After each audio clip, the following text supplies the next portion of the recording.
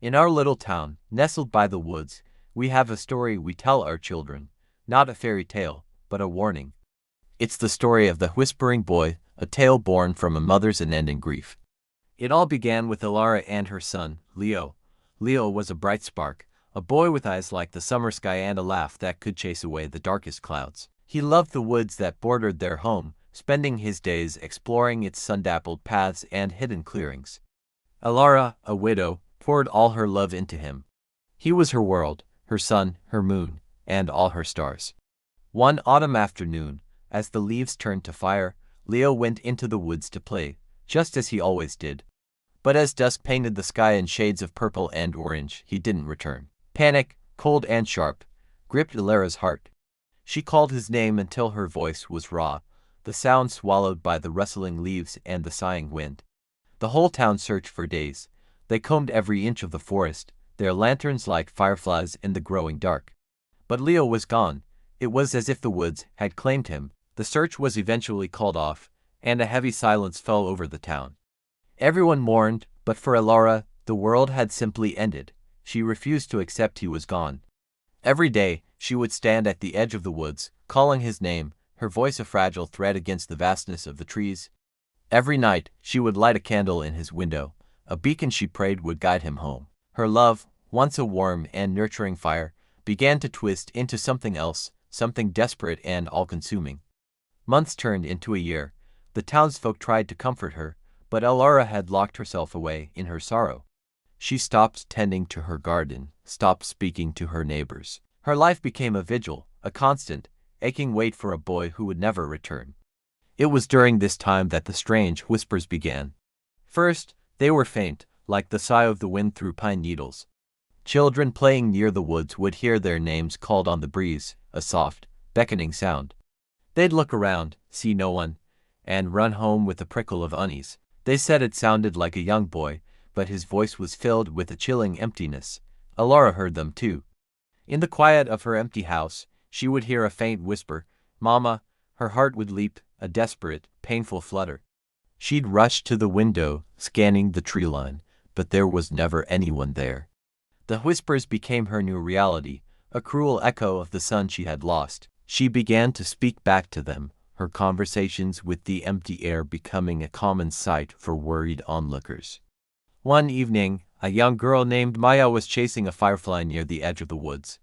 She heard a whisper, clear as day, "Maya, come play with me." It sounded friendly, playful.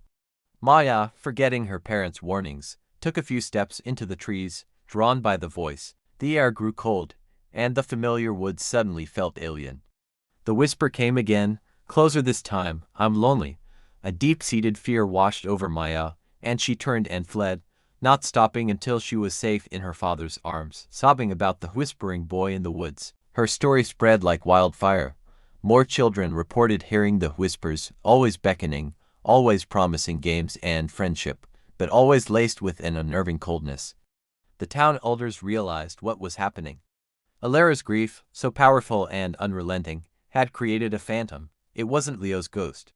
It was an echo, a memory given a life of its own by a mother's refusal to let go. This entity, born of sorrow, was now tethered to the woods, forever searching for a playmate, forever lonely.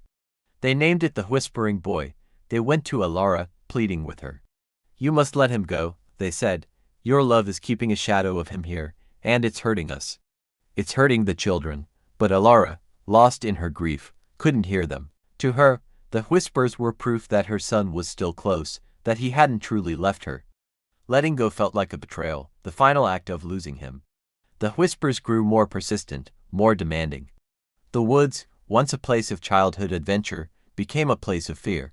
A curfew was set, fences were built. Parents held their children tighter, their bedtime stories now filled with warnings about the lonely boy who lived among the trees. The story goes that one night, driven by a particularly clear whisper of "Mama, I'm cold," Elara finally walked into the woods herself.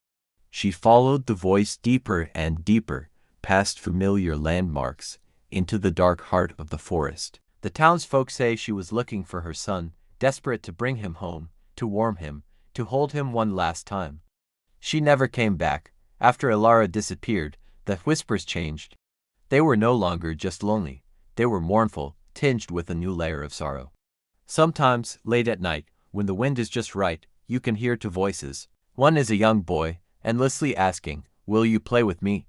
The other is a woman, forever calling a name that echoes through the trees, Leo.